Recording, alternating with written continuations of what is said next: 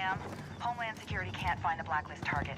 So you're probably wondering, where in the world is Splinter Cell and what became of the franchise, and when will we see the next new Splinter Cell game, and could it possibly be open world, and does it need to be? Well, I have some very good news for you guys, thanks to some new comments from Ubisoft about one of their most successful franchises. So Yves Guillaume, CEO of Ubisoft, is quite the busy man with several Clancy games released already. Then you have the Assassin's Creed franchise, things like For Honor. And you have to remember the newly announced Beyond Good and Evil 2 is up and coming. But Splinter Cell has all but disappeared off the grid. We know we'll be getting a Splinter Cell movie eventually, which does star Tom Hardy, but in several interviews and responses, Yves Guillemot elaborated about Ubisoft's plans for the Splinter Cell franchise. So Guillemot said these comments in 2017. He said, "I can't say much about that, but for sure all the Tom Clancy games are taken care of. It's just we have quite a lot on our plate at the moment. All the Clancy games are really coming along, so we are not forgetting Splinter Cell. Splinter Cell is a brand we talk a lot about.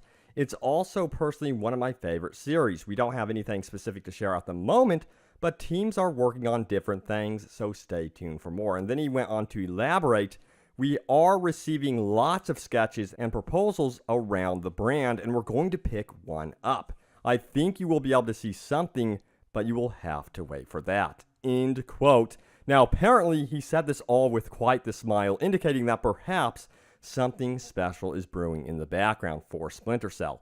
And there's a circulating rumor that it could be Michael Ironsides who would be returning to his role as Sam Fisher, which would be one hell of a way to reintroduce Splinter Cell to the masses. Besides, this is one of Ubisoft's flagship franchises, and I'm sure they want to do something special with it for sure.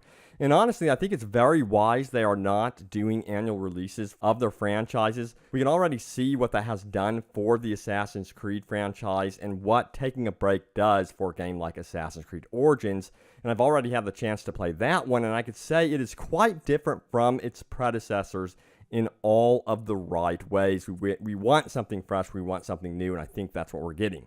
Now, I'm hoping they can carry this philosophy over to the next Splinter Cell game. We saw them try the whole black and white dynamic with Splinter Cell Conviction, which, by the way, I absolutely loved that story. And then there was Splinter Cell Blacklist, which introduced a very cool hub space where you can equip your gear and interact with key characters, and that was a lot of fun.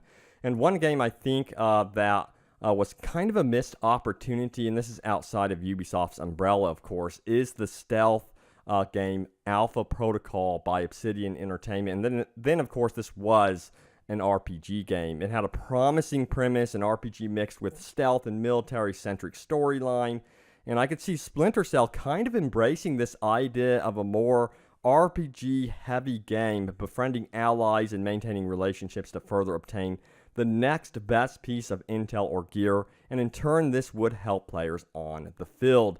And a lot of Assassin's Creed fans were really worried about Assassin's Creed Origins embracing the RPG stuff, and it has really worked out quite well for the franchise. So I think it would be a pretty cool change for sure. What do you guys think? Of course, but you have to remember it shouldn't be too intensive into the RPG stuff. It has to be balanced. Stealth and gameplay options are really what made that franchise special. That has to be the core experience, of course, but how did they do it differently and how did they do it new? Well, I have a question for you guys. Would you like to see an open world Splinter Cell game? I think this day and age you have to be very careful about this one because, as you know, open world games can be repetitive if done wrong.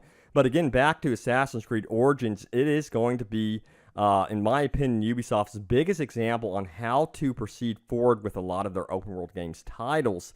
Listen to fan feedback and do something new and fresh. And that's what we're getting with AC Origin, at least in terms of the Assassin's Creed franchise.